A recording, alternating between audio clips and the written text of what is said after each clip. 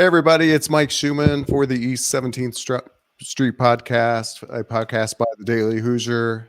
I'm here with Seth Tao, and we are here to talk about, as the banner says there for those watching on YouTube, the number 13 Indiana Hoosiers, the 7-0 Indiana Hoosiers, the almost impossible to comprehend Indiana Hoosiers for a lot of people, Seth. I mean, that's where I want to start. Like, I think coming into the season, everybody expected progress. Everybody expected a good start. There were degrees to that. We're on the record at 7-5 as our preseason predictions. There were some people 7-0, but I don't think there was a soul who predicted what we're seeing through 7 weeks here. What's your kind of, I'm sure you've had some conversations over the last couple of days with people that know what you do. And, when they ask what's up with IU football, what's your response to that? I mean, who had on their bingo card that Indiana would be ranked ahead of Alabama in football at this point in the year?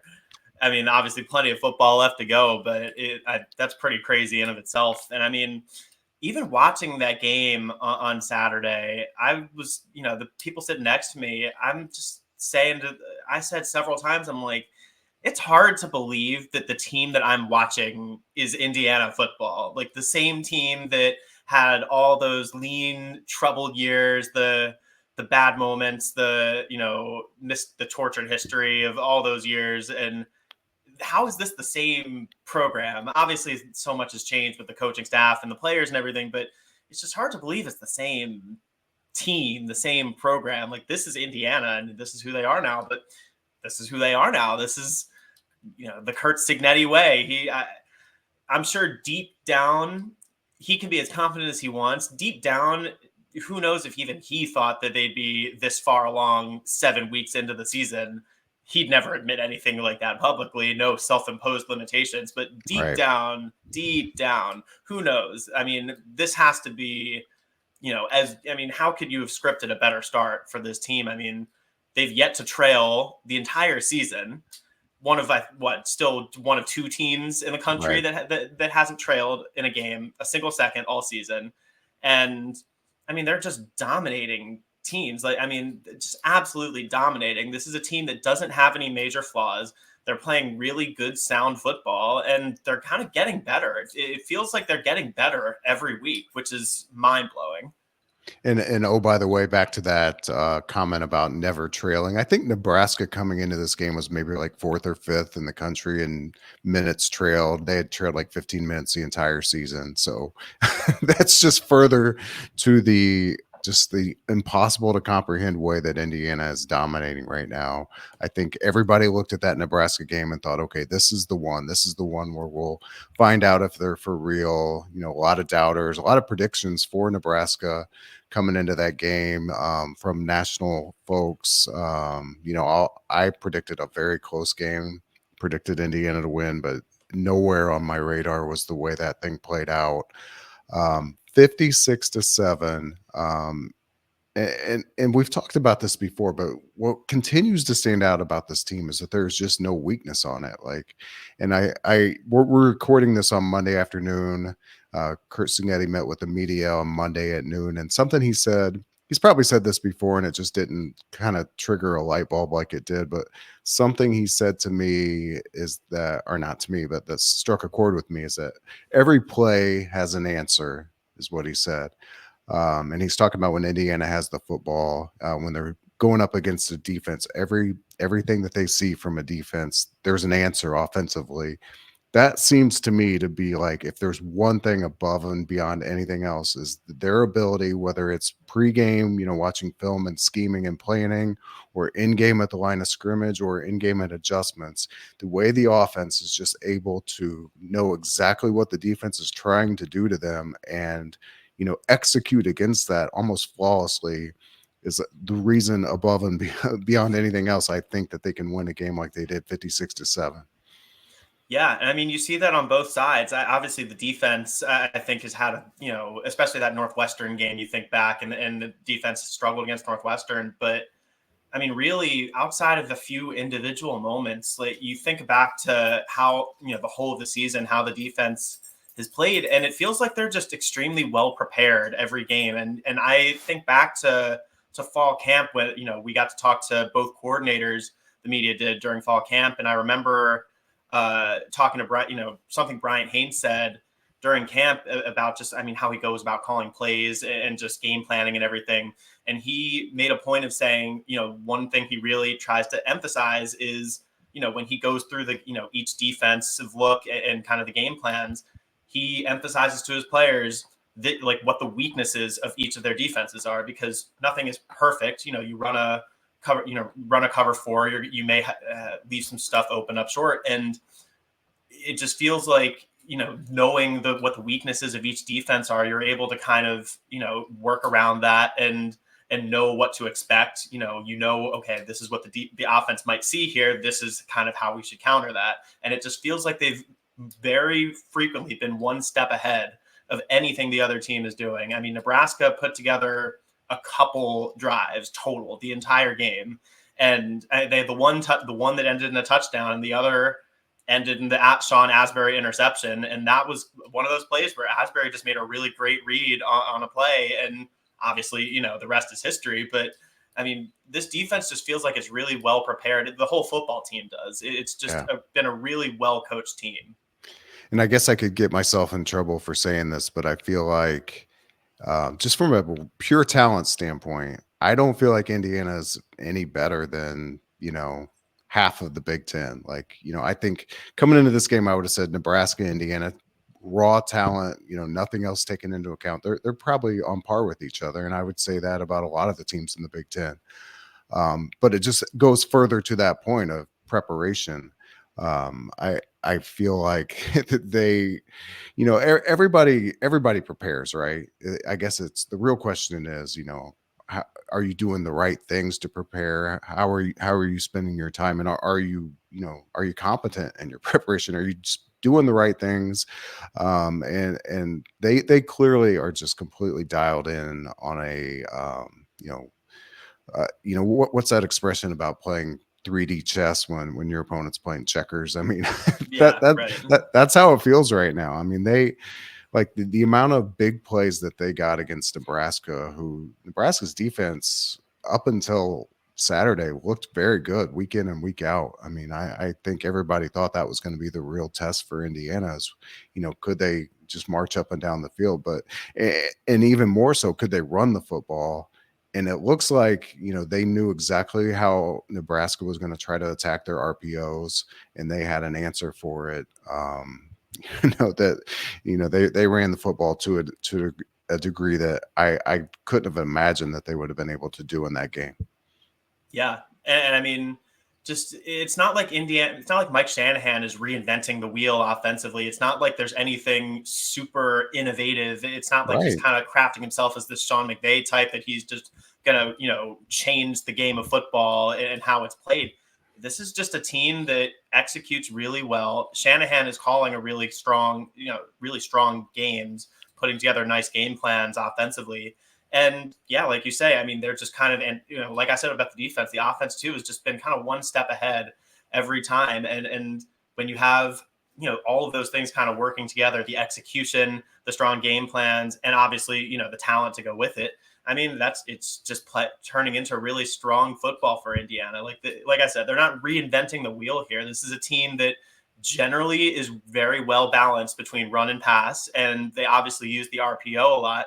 And it helps to have a veteran quarterback in there who's kind of seen a lot of football already and knows how to read defenses and knows what to look for out there. So he's not making, Kurtis Rourke. Obviously, we'll get into the quarterback news and discussion a little bit soon, but Kurtis Rourke being able to run those RPOs, like, he's very rarely making the wrong decisions out there. And that's so big for an offense to just have that kind of steady hand out there leading the way. Yeah, and we've touched on this before. There's nothing really gimmicky about it either. Like, there were times when Indiana football through the years would pull off a big upset, and there would be like a triple reverse that they managed to pull off, or some kind of special trick play that worked one time, but you're not going to be able to do it week in and week out. There's nothing like that. It is basically, okay, defense, you're trying to do X. here's why, and we're just going to keep sticking it down your throat until you stop it. And when you do stop it, we're going to go back to RX and execute that Yeah. against you.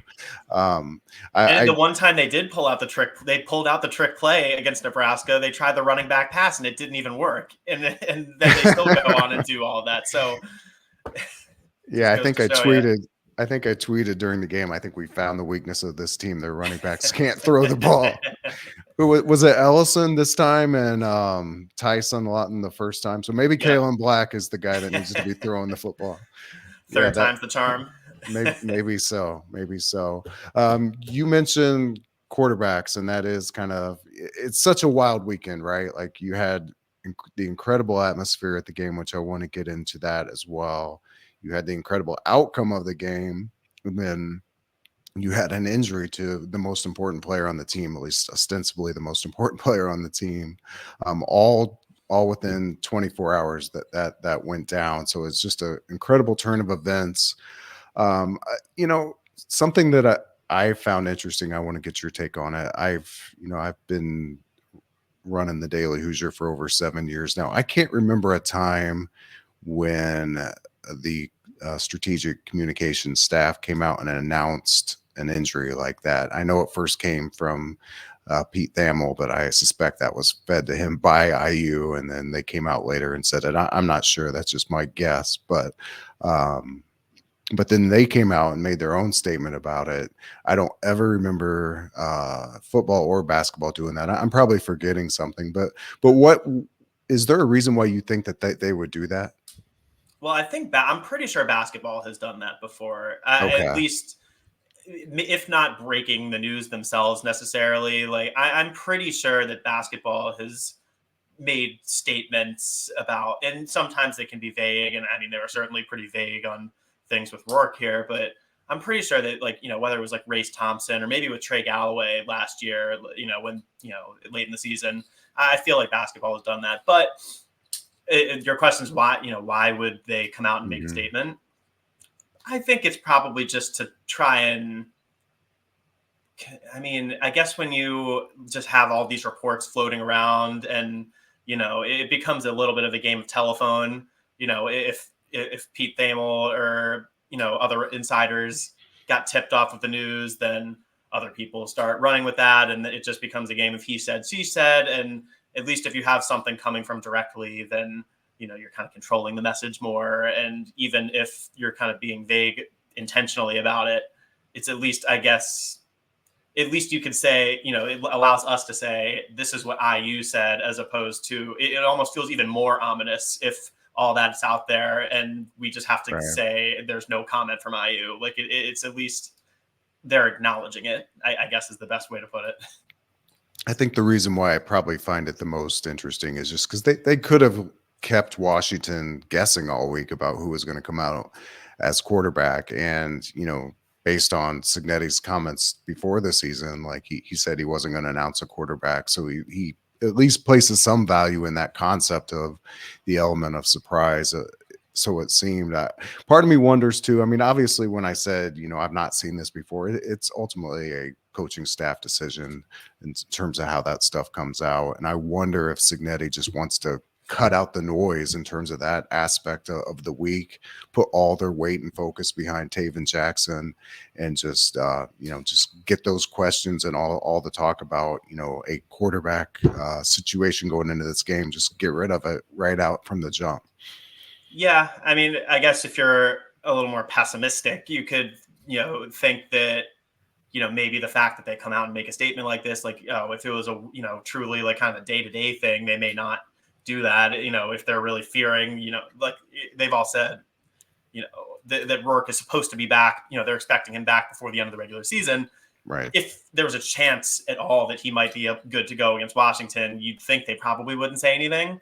True. But, maybe it's also a chance, like you say, obviously, a chance to just avoid any of that talk, really. And there was still one or two questions about Rourke and how he'd handle this anyway today. But maybe it's, maybe it's kind of a case of Signetti and his staff knowing their players, knowing how guys react. Certain guys react differently to certain things. And maybe he felt like he needed this opportunity to come out publicly and throw a lot of public support behind Tayven Jackson. And maybe that's something they feel like he needs. And if there is a question about Taven, I think that is it. Like, I don't think there's much doubt about the arm talent or his ability as a runner. I think he's probably a better runner than Rourke. I don't think there's too much doubt about that. But, Signetti's kind of softly alluded to, his decision making at times, even his preparation, although he's not had the benefit of taking first team reps at all. But it does kind of make sense that, he just wants to, get that conversation out of the way a little bit, I guess. So now the question with Tayven is going to be, I think the staff from Signetti, Shanahan, Tino Sinceri, they built an undeniable reputation as developers of quarterbacks. I think it's 4 straight conference offensive players of the year. And Signetti likes to say that it's not just one quarterback type that they can work with. They've had them all from traditional drop back guys to dual threats to even more running focused guys. I think Tayven falls in the dual threat category. But I think the question is, in all those scenarios and with Kurtis Rourke, they've had an entire spring, an entire fall camp to work with those guys. I don't know if every case, if it was a competition through fall camp, in this case, it really wasn't. I think Rourke was pretty much the clear leader going all the way back to the spring. So Taven's never had those reps. If I they don't deserve to be questioned at this point, but if I have a question, it's, with such a short time frame, with Tayven being the number 2 through all of this, and now just having 1 week to get ready, is that enough time for them to get him ready to perform at the level that all the quarterbacks who have preceded the staff have been able to do so far?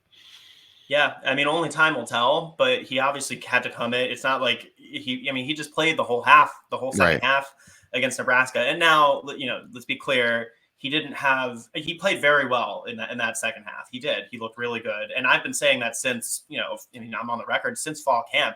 I think Tayven has, even back in the spring, I think Tayven has looked better than he did last year. I think like you mentioned, the soft, mentioning of kind of the decision making. It's always been his thing, just kind of the decision making. And he's still young. He's a redshirt sophomore. He played about half the season last year. And last year's, I detail that a bit more in the story I put up on the site today. Just, last year, it was obviously very messy between him and Brendan Sorsby. And then Sorsby just wound up taking full control of the job the second half of the year. But I mean, he's got that experience a little bit, but it's always been the decision making. I mean, he can run, and he's not like a Lamar Jackson type where he's gonna, beat you purely with his legs, but he can get out of the pocket. He can extend plays. He can, if you design a run for him every once in a while, yeah, it might work. It's just he's not going to be a guy where that's his biggest strength. But you're right. He's probably a better runner than Kurtis Rourke. He got the arm talent. We've seen it, and I mean, in the second half, that his touchdown throw to Elijah Surratt was really, really beautiful. Just dropped that in right perfectly over the top. But again, like I said, he didn't have a ton to do there because he came in and it was already 28-7. And his first snap he took that game was in the red zone because Nebraska put together the long drive to open the third quarter. And then Asbury picked him off and ran it all the way back. And so at that point, not only did he just start out in the red zone, he's coming in against a team that's got to already be pretty demoralized. You're already down 28-7, and that just happened. That big play just happened, as you hear Ollie shaking in the background. And he, so he didn't have a ton to do. They were leaning obviously on the run and just grinding the game out that way. It's going to be a completely different experience with Tayven Jackson coming in as the starter, coming in at 0-0, or obviously, if it could be 7-0 or 3-0 or, whatever it is, depending on how the coin toss shakes out. But, I also think Tayven is a better fit in this offense than he was in what Walt Bell was trying to have him do. And he didn't really play with Rod Carey. He got a few snaps in that Michigan game, and then it was Sorsby's job for the rest of the way. Tayven was never really a good fit with what Walt Bell was trying to do offensively, and I think he's a much better fit in this offense with Mike Shanahan and Curt Cignetti. So I think if you're kind of looking at what he did last year, is okay, this is what we can expect from Tayven. I don't think you're looking at it the right way, and I think, yes, it's going to take some preparation, I guess, physically, the practice reps, and mentally, the practice reps and the film and everything. Having the full week as first team, but I'm not sure how much of that you really, really, really. I mean, it's not like he's just been sitting on the couch all season. I mean, he's still Right. been working out, throwing footballs around. Maybe just not to the same extent that Rourke has, but only time will tell. But I'm not sure how much. It's not like it's a game time decision where they're kind of testing out Rourke. They don't know what's going to happen with Rourke. They're not splitting first team reps. I mean, he's going to have a full week of practice knowing he's going in as the starter, and I guess we'll see what happens. Yeah, I'd be interested. I would guess in terms of total game experience, rep experience, he's probably right there with Dylan Raiola in terms of the amount of actual games he's played in. And I think that was another thing that stood out to me on Saturday was Raiola looked rattled to me. I think I don't know if it was the crowd or what Indiana was doing to him, probably a little bit of both. So I think Tayven's probably right there, even though he's a third-year college player in terms of actual experience. He's not a real experienced guy. And I think your point about last year with Walt Bell is spot on. It's something I had circled to talk about because I don't know how valuable that experience was. I mean, that was if this is a historically good offense, last year was a historically bad offense up until the point that they made that change. So I don't know how much he can draw from what he got out of that experience. He obviously had very good moments. His second half against Louisville was very good, the best we've seen him probably up until Saturday. But man, this is different. Like you are handing this guy probably one of the three best seasons in the history of the program. They're 7-0. They're number 13 in the country. ESPN College Game Day is on campus. It's going to be sold out. They're contender for the Big Ten title. They're a contender for the college football playoff. Here you go, Tayven. Take over. I mean, that's No a pressure, lot. right? Yeah, that is a lot to ask of anybody. Yeah, I mean, it is different. I think he can see there's still something to be said for, he's been out there on the field in a college game, and he's able to, obviously he saw some kind of late action and a few blowouts in his 1 year at Tennessee. But I mean, he saw, he was out there when it was 0-0 and played a full college football. This isn't the first time he will have played a full 60 minutes of college football Right. in a Division I Power 5 game. So, being able to kind of shake off, jitters like that will, I mean, there's something to be said for that. But you're right that, I mean, it is completely different. I mean, last year's team, it was the beginning of the season when he was playing that Louisville game. I guess they were 2-0, but not a super inspiring 2-0 at that point. And, it's completely, Actually, you're right, it's completely different. They were 1-1. I think they lost to Ohio State in the opener, but right. My yeah, that's been a while. But yes, you're right. So they were.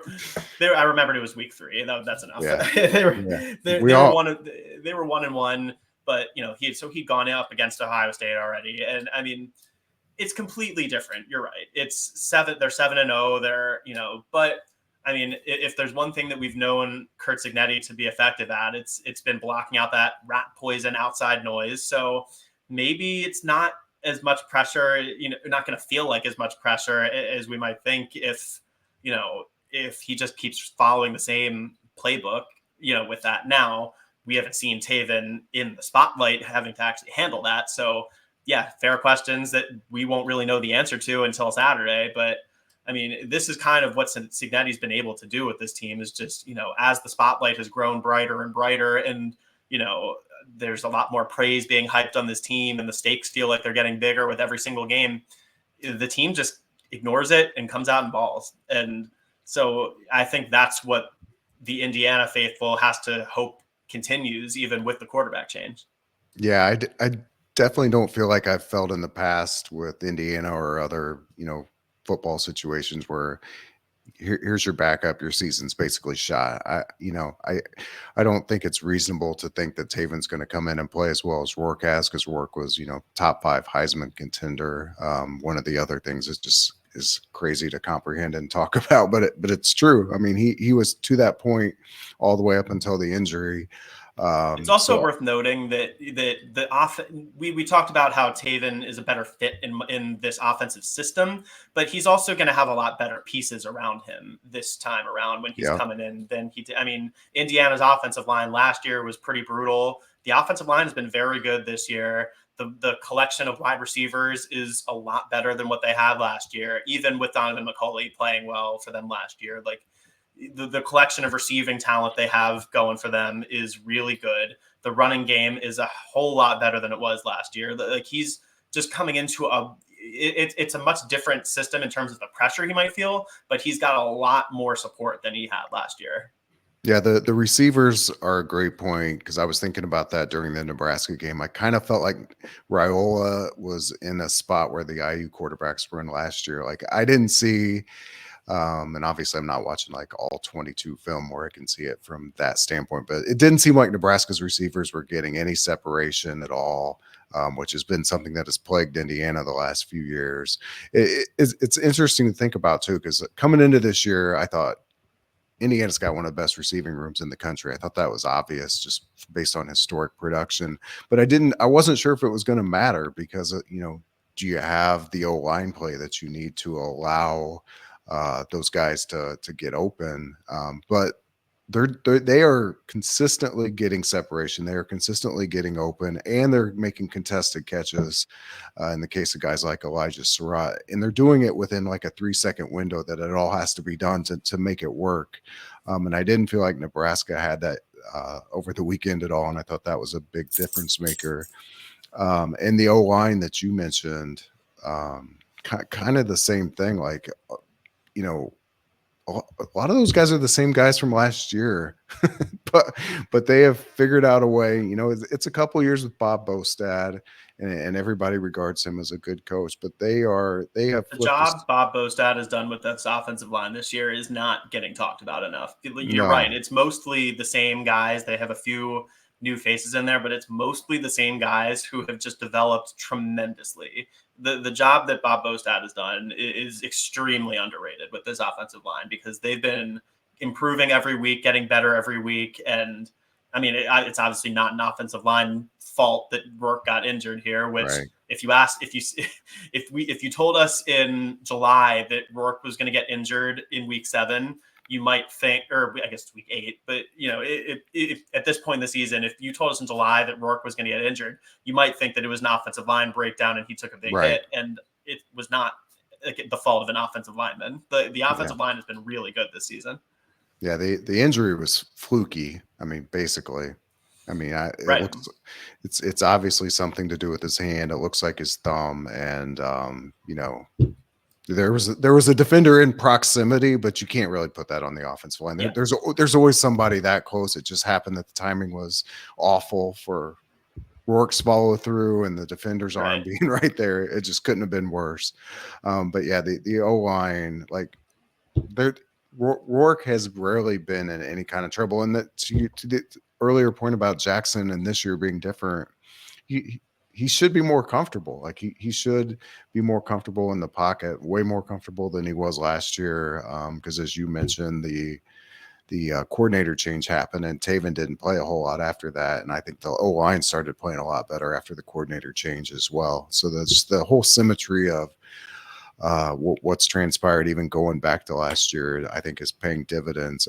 I don't want to lose complete sight, though, as I said earlier, about the scene in Bloomington and at Memorial Stadium. I thought you did a great job of capturing that in writing, but I want to get your thoughts for people that listen to the podcast about what you saw, outside the stadium. You were on the field for the game, so what you saw inside the stadium. I guess I'll open it with a question of, since you've been around Indiana, you go back to what, 2016, 2015? Have you ever seen a scene quite like that? No, I've never seen an Indiana football scene like that. And granted, it wasn't consecutive years since 2015. So I wasn't here for the Cincinnati game in 21. So Okay. that's, probably the biggest, based on everything that you see in here, like the biggest comparison point to what transpired on Saturday. But I've never seen it like that. And it just, something in the air just felt different. You pull in and it just, the tailgate, like I said, it was almost unrecognizable. Like the how is this team the same team, the same Indiana that we've all come to know?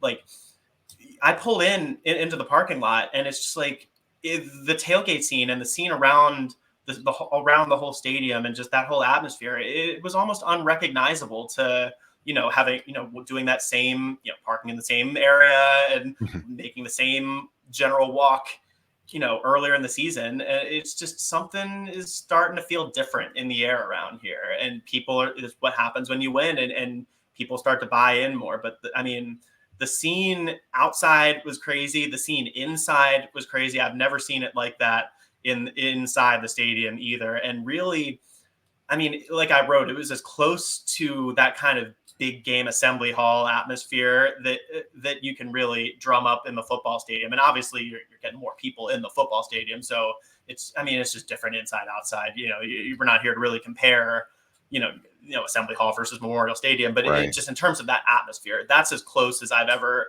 felt being in that stadium to, it's like a big game in assembly hall. And really just, you come to expect that for, you have 3 or 4 or 5, whatever, of those types of big games for the men's basketball team in assembly hall every year. I think just in terms of the amount of, it was 2, 3, 4 times as much hype and buzz, and just in terms of the atmosphere dramatically ramping up. I think the only thing I could really compare it to was when Caitlin Clark was in town the past couple of years for the women's games. I think that's because not Indiana women's games, especially as the years go on, as it gets late in the season, the atmospheres get pretty good, whether or not it's, Iowa or whoever. But when Caitlin Clark and Iowa were in town, it was just something else. Just like the line wrapped all the way around the arena, all the way down the street, and, through the parking lots, and just everywhere. And just,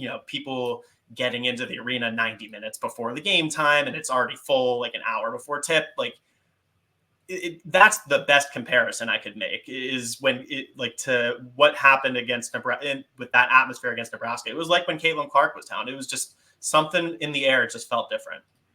Yeah, and little did we know that Caitlin Clark dynamic would transition to the WNBA as well, and she'd be selling out arenas all over the country. That's a fascinating topic that we can get into when we cover women's basketball and their upcoming season here real soon. But even I think like the noon kickoff is pretty suboptimal for everything you just described. Like, most people aren't real thrilled about getting up early in the morning and trekking to Bloomington from wherever they're coming from, and being a part of the whole tailgating scene. The noon kickoffs are more just, get up and go to the game, because there's just not enough time. Certainly that's been my experience. I thought the just little details that I could see, like the adding the towels in the student section, just adding to the overall scene. It just looked like a more of a spectacle than I've ever seen. You If mentioned they that. do that again, they should have the towels be all across the entire stadium. I agree. I thought the same thing. You mentioned that Cincinnati game in 2021. I was there for that one. And while it was no doubt a big game atmosphere, it had a kind of a different overarching vibe to it, because Right. if you remember, Indiana had just been blown out at Iowa 2 weeks earlier. Michael Penix didn't look like himself. It was also like 100 degrees and miserable that day. But leaving that part of it aside, I don't think that there was this invincibility feeling about IU football that day. And when the game ultimately went down the tubes, that was kind of it for the whole season.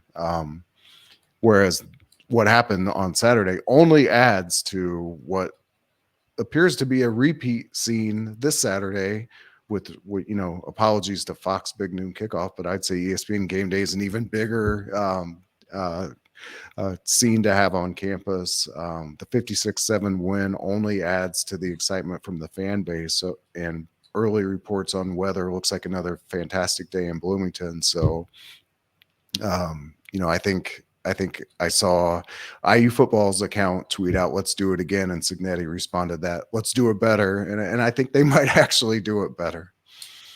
Yeah, I think this Saturday with College Game Day is going to be something to behold. I mean, I was, at the game when College Game Day was here in 2017, but that was, you can only really half count that. They did that whole Right, show inside the stadium. It was the special Thursday night opener or right, whatever it was. And it was not a real, I mean, they have, obviously Corso and Kirk Herbstreit and everybody was here, but it wasn't a real show. I mean, this is going to be the first real time, that you can stand out there and make signs and right, stand. I mean, obviously that happened all with Big Noon Kickoff, but I mean, Big Noon Kickoff is kind of sprung up within the last, 10 years or right. so, something like that. I mean, College Game Day has been this institution Yep. for, 25, 30 years now. It's pretty crazy. And it's going to be cool to see what this, having, I was on the sidelines for that whole game against Nebraska. Like I checked out the Big Noon scene before the game. Like I am really excited to see what that looks like this weekend. It's going to be cool. Yeah, and part of the institution, and you posted on this on X yesterday, is Lee Corso making his prediction. Indiana doesn't have like a mascot or a traditional anything really. So it will be interesting to see if he picks Indiana, which I suspect he will. What he will use to make that pick. I liked your idea. I like the idea of going with the old school shirt that he wore as IU coach. I guess he could go with like a bison head, or there's a mascot called Hoosier Hank that I think was around in the 60s. The problem with both of those, I think a national audience isn't going to really even know why he's picking either one of those, because Yeah. nobody connects that to Indiana. So He could put on the sort of basketball warm up shirt with the candy stripe pants. that would be good. That would be good. Yeah, that will be interesting. Corso's 89 years old, by the way. For younger listeners that may not know, he was a head coach at IU in the 70s. Took Indiana to a bowl game in 79. Actually, Indiana's first ever bowl win was under the direction of Lee Corso. You guys talked to Signetti today, and he said that gave him a call on his birthday, talked to him last year when game day was at JMU. I kind of forgot about that. So there's a little bit of a connection there between those two guys, which is kind of cool to see. Yeah. Yeah. And another thing is they do the guest picker thing on game day. Any thoughts who that might be? I mean, there's a number of different people you could look to. It just depends on. I mean, I guess I don't know exactly who was involved in that sort of selection. If that's just ESPN, or if IU has a say, or who's all involved in that and who would be available. But I mean, there's a number. They could, considering it doesn't take them long, they can fly people in and out pretty quickly if they Right. want to. So if they want to bring Antoine Randall L in from Lions game prep for an hour to do that, they probably could. I'm sure they could go with like Kyle Schwarber, Victor Oladipo, or Mark Cuban, or somebody like that. But I mean, there's no shortage of big names that they could go to. I haven't checked the NBA schedule. I know NBA starts this week, but it would be wild if they could get Trace Jackson Davis to come do it for a game that his brother was going to start. Yeah, well, I just pulled it up. They're in Utah the night before. The Warriors are in Utah the night before, and then they have a home game against the Clippers on Sunday. So they're off on Saturday, but So having a he could game red the eye night in. before that, yeah, that I'd say that feels pretty unlikely. Yeah, that would probably be the most popular pick amongst Indiana fans who are going to be there on the scene on Saturday. But all the people you mentioned, I think it could go a number of different directions. It's going to be fun no matter what. I want to. We'll talk separate. I know IU basketball has a scrimmage on Sunday at Tennessee. I'm going to go to that, but I know you were at Hoosier Hysteria on Sunday evening or Friday evening. Gosh, it's been a long lot going on the last few days. Any major like reactions specifically to the scrimmage? I try not to put too much into that stuff because they're not trying to show a lot on film, and I don't think the guys were going all out in that thing either. But any like major takeaways that did stick with you over a few days?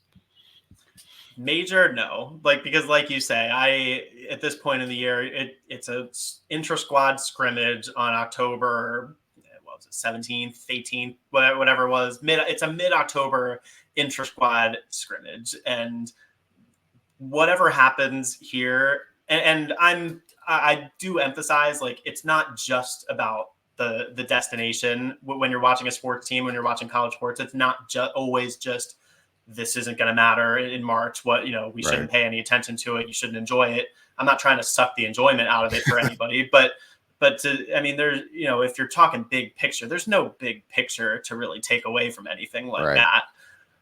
Look, I mean, you get, it was the first time I get to watch Umar Ballo play in person, and he's as big and long as advertised, maybe a little jarringly so for somebody who hasn't watched him in person before. I know you had seen him in that Arizona game in person already. I hadn't, and he's really long, and that could, he has the look of a guy who could be a super impactful defender on the inside, having, watched him play for a little bit in person now. I mean, that's, Luke Goody looks like a potentially goody shooter. And there's only so much you can really take away from 10 minutes of scrimmage, intra-squad scrimmage. I'm sure there's little things you could nitpick. I think the red team lineup, the starting lineup, sure felt like a lineup that could be, at least right now, it looks like a starting lineup for Indiana on opening night. What was it? Rice, Carlisle, Mbako, Renew, and Ballo. I mean, there's a number of different combinations you could go with, and I'm sure cases for guys outside of that group that you could make for starting or crunch time lineups, because again, it's about who finishes, not who starts. But I mean, there's no major takeaways at this point. I mean, I think you got to start seeing them go up against other teams, and then have them start going up against competitive other teams to really start forming, okay, this is what we've got for an Indiana basketball team this year. Yeah, no, I agree. I definitely don't want to overanalyze it. I did feel like it was clear that there was better spacing in their half court offense, and that's probably just nothing more than a byproduct of having guys like Mbako and Goody, and having guards like Carlisle and Rice who can get by their man and get into the paint area, so they're more comfortable just spreading everything out. Although it was funny, like at least the first play, if not the first two plays, were post feeds. And I was just thinking, my God, is that really what you want to do to this fan base, is feed the post right off the bat? But back like we never left. Yeah, exactly. But it did look different. But I think we'll see on Sunday a little bit better. I'm still not even going to put too much into Sunday. I don't think we'll really know too much about this team until they go to the Bahamas. I think that's going to be just a massive week for the program, because it's the marquee part of their schedule, really. I think they have to have a good showing there, and I don't think that they probably want to give too much away until they get there. I know that they got the South Carolina game before that, so if you kind of sandwich all those together, I think that's when we'll really start to find something out about this team. Yeah, well, that's when you can start to find out something positive. That you could certainly, if there are red flags that we aren't seeing at this moment, those could obviously start to surface pretty quickly. I mean, that's what happened last year. Yeah, that's exactly right. What's the old Mike Tyson line about everybody has a plan until they get punched in the face? I don't think there's going to be punches thrown their way until we get into mid-November. There shouldn't be, anyway. Yeah, for sure. Last year, Army, Florida Gulf Coast, there were some punches right off the bat. I think even that exhibition game, there was that one exhibition game where they were like trailing at halftime or something, like, or up by 2 at halftime or something. It's like, how much this could be a problem. The red flags were certainly there early last year. I'll tell you that. All right. Well, I think we'll wrap it up there. Like I said, we'll have more podcasts coming on just about everything: football, men's and women's basketball. We are getting into the peak season of IU athletics, and there's a lot of excitement with all three of those programs ranked at the moment. So there'll be a lot to cover. He is Seth Tao. I am Mike Schumann for the East 17th Street podcast. We will catch you all later.